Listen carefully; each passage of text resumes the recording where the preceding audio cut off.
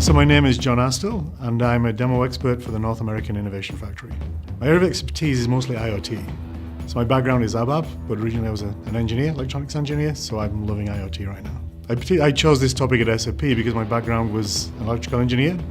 So with the growth of IoT, it just seemed a natural place, and I really do enjoy building objects and things. It's a hobby as well as a job, and I think that's the best way to be. I enjoy my work. I like it when the audience reacts. When I'm speaking in front of people, I want people to be engaged. There's nothing worse than talking to an audience that really isn't interested in what you're saying. So really the engagement of the audience is the most important thing to me.